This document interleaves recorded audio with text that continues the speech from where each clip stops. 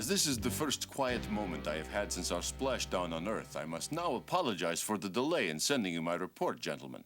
I will now begin. But the question is where? This is Captain Henry Gloval reporting. I will attempt to reconstruct the incredible chain of events which led to the, shall we say, unforeseen and abrupt disappearance of the SDF-1. It was during the inaugural festivities when, without warning, the shipboard defense systems activated in response to some unknown signal.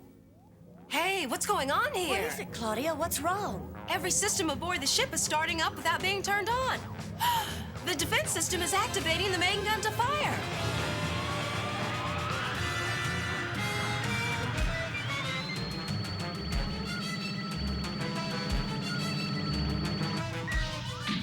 Боже мой, Ницкий.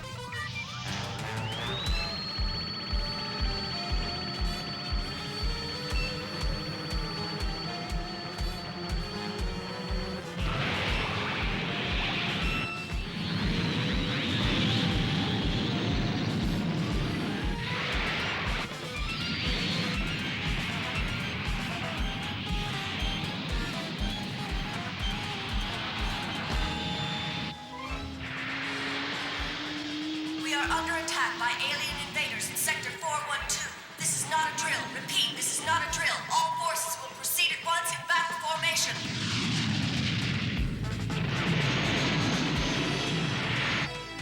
With a crew as inexperienced as that of the SDF-1, we were completely at the mercy of the alien forces.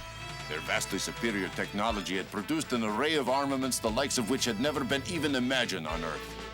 Our defense forces, raw recruits fresh out of the Space Academy, fought bravely, but were almost powerless against the might of the alien armada.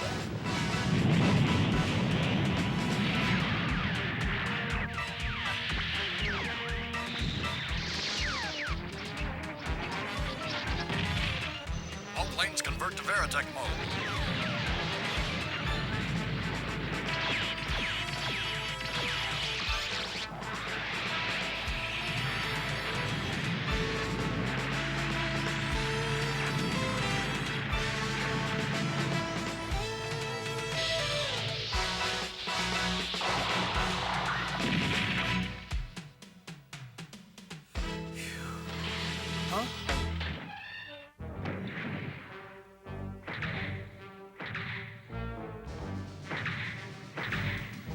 It was at this time that we had our first close look at the aliens. Calculations made from the information found in the SDF-1 proved to be correct. Incredibly, their molecular and genetic structures seemed to be the same as ours. In fact, except for their enormous size, 9 or 10 times that of humans, they were indistinguishable from us.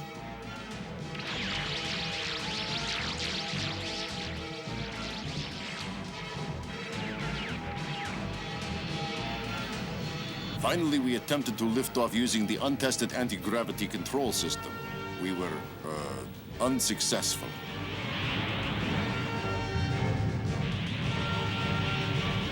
This can't be happening. Captain, the ship is losing altitude rapidly. Please, tell me I'm just dreaming. Excuse me, sir? It's a nightmare.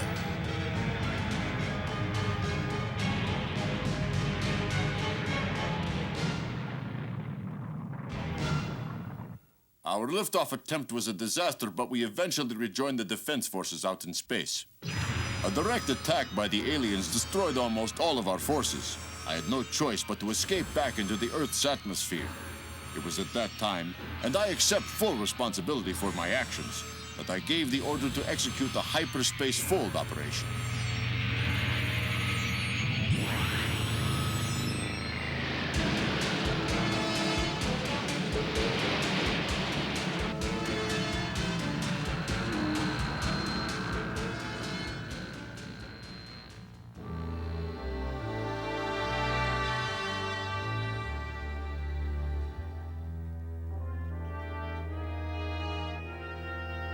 Needless to say, we were completely unprepared for what happened.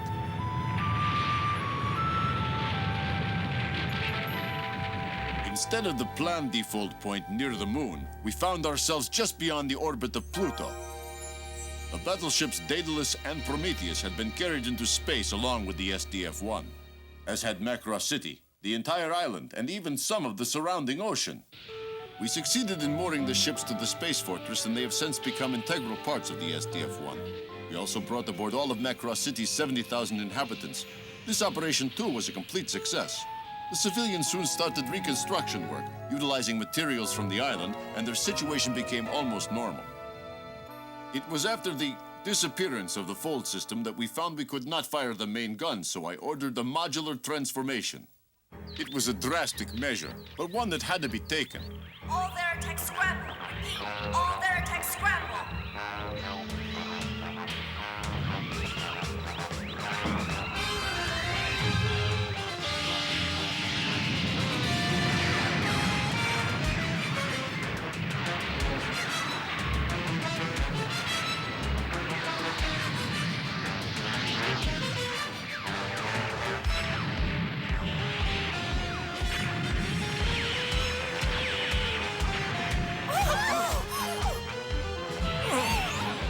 Asteroids, enough is enough. We will now carry out Dr. Lang's modular transformation on my command.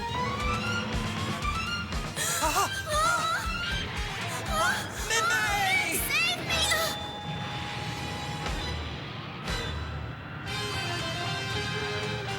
Modification percentage at 11.50.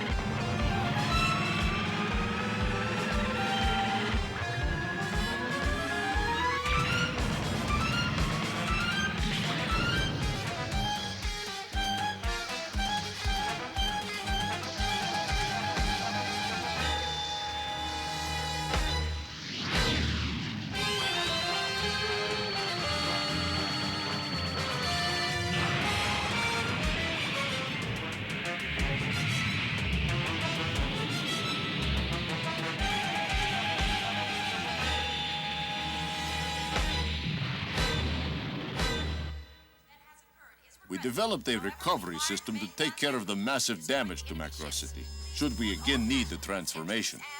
There finally came a time when we were able to launch a counterattack on the enemy from deep within the ice fields of Saturn. The remaining reflex furnaces could not produce enough energy for a complete force field, so our science officer developed a manually controlled means of defense called the pinpoint barrier. It was this barrier that was first put to good use in the Daedalus attack, our first victory.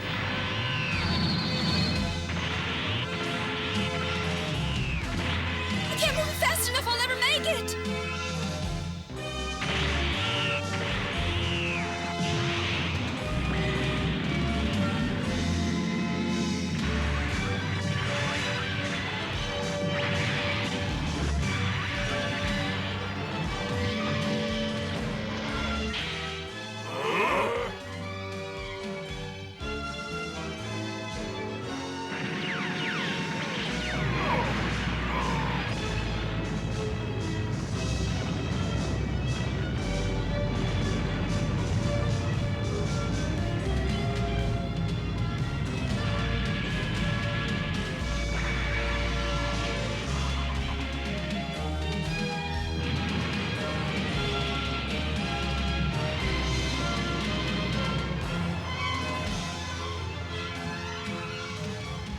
It should be noted that Dr. Lang and his science team have been recommended for special commendations. By this time, unfortunately, we were reaching dangerously low levels in fuel, vital supplies, medicines, everything.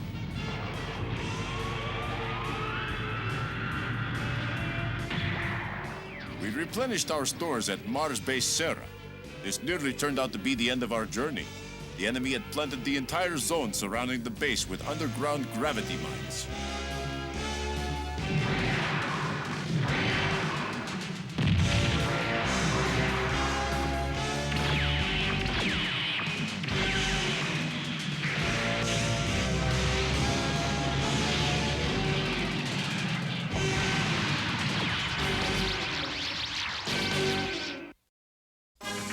Robotech will be right back, so don't go away!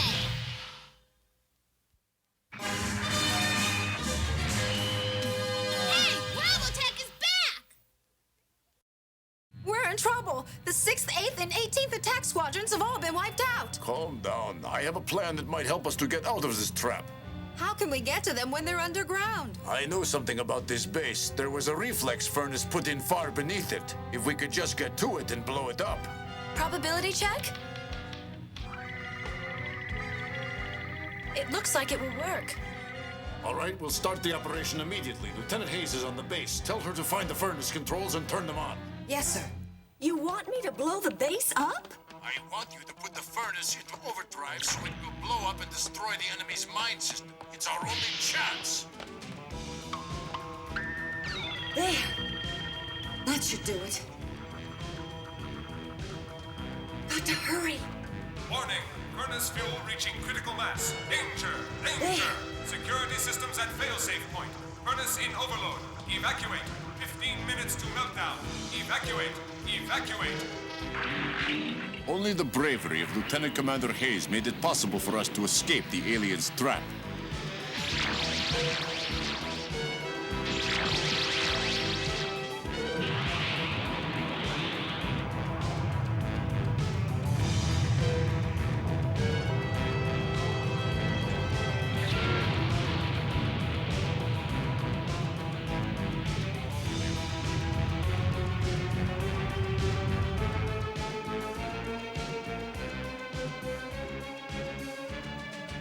I am of the opinion that the aliens wanted only to capture the SDF-1, not to destroy it, otherwise we wouldn't have escaped.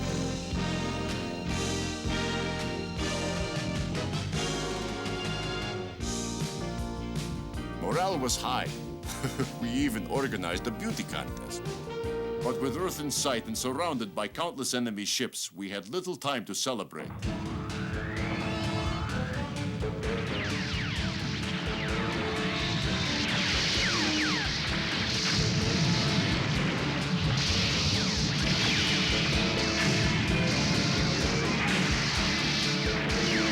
Up until this time, we had been unable to communicate with Earth defense.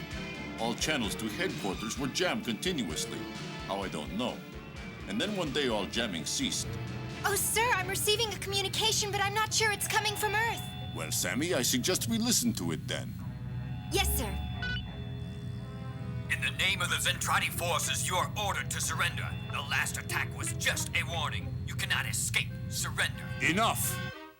It was amazing how little time it took for them to learn our language. And we found that the Zentradi meant what they said.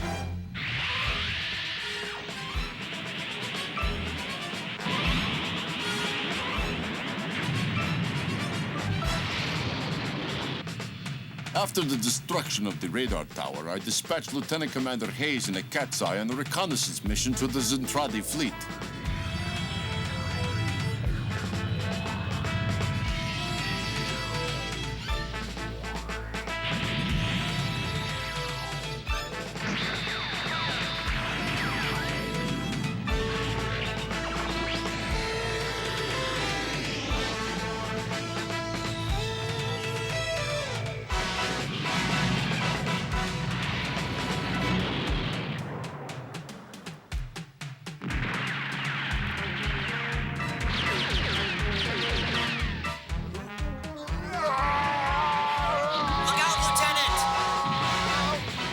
When the Cat's Eye reconnaissance ship was damaged and then captured by the Zentradi forces, Lieutenant Rick Hunter and his squadron attempted to rescue Commander Hayes, but were themselves captured.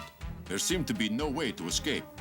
Then they were taken to the main fleet of the Zentradi Armada. There, they were questioned at length by the Supreme Commander of the Zentradi, a being who called himself Dolza. Welcome aboard, Your Majesty.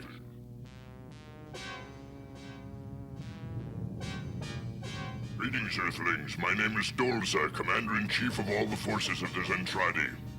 You will now submit to my interrogation. Why do you insist upon attacking us in this outrageous manner? He speaks our language. Yeah, he speaks all right, but what's this outrageous stuff? Ben, for once in your life, will you just listen and be quiet? It seems our communication methods are working. Tell us what you know of protoculture. Forget it. I don't know anything about it. Stop your lying.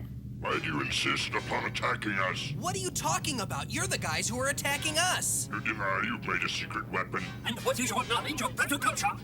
What is this protoculture? What could it possibly be, and why do they think we have it? You, female. I think it is still possible that you do not understand with whom you are dealing. The forces of the Zentradi are the most powerful in the known universe. And be sure we will discover your use of protoculture. Just a minute. Nobody here has the slightest Enough, Ben. I will no longer submit myself or my men to your questions. So, the little female is in charge here. Interesting. Seems you are drastically underestimating the seriousness of your predicament, young lady. We are in possession of the power to destroy the space fortress in Macross City in the blink of an eye. If you doubt my word, watch what happens to that planet.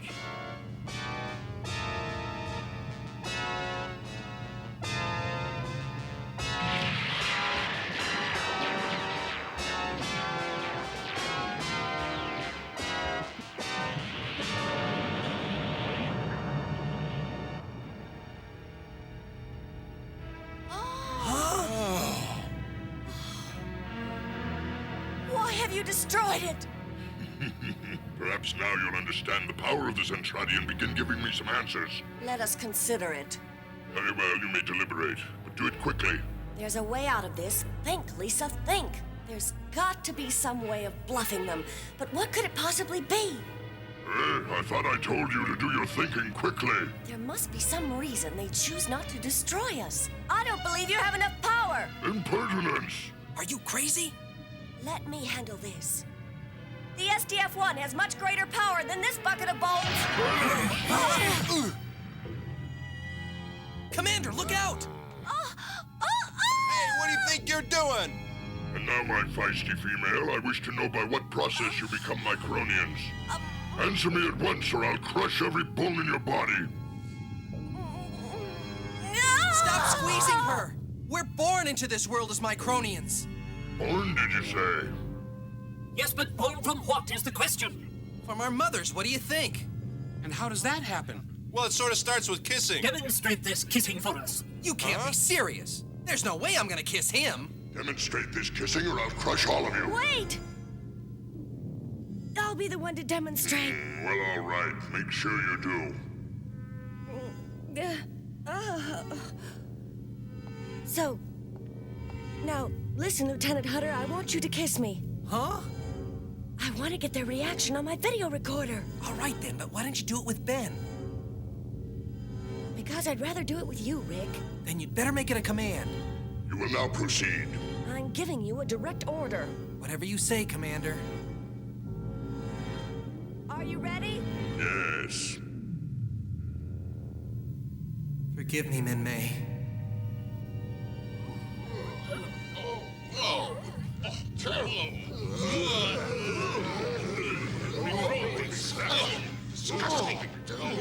This results from protoculture? Protoculture? Why does he keep mentioning it? Take them out of here. Get these Micronians out of my sight at once. We still do not understand what frightened the Zentradi. They have nothing to fear. Their bodies are so incredibly strong they can even survive unprotected in the vacuum of space. They have more firepower than we can even imagine. Well, the situation is extremely critical and drastic measures will... Yes, what is it? I thought you might like some fresh coffee, Captain. Thank you, Lisa. That was very kind of you. It smells wonderful. I did not realize what time it was. There we are, sir. Wow. I never thought I'd see anything as beautiful as this ever again. Yes, I feel the same way. You know, I have a confession to make. Now, it seems a little silly, but I had a bad omen when I took command of the ship, that something terrible would happen. It was a feeling that is very difficult to explain, that something terrible would happen to us, that we would be changed forever. Well, Captain, in a way, you weren't wrong. This ship still has its secrets, Lisa. But what?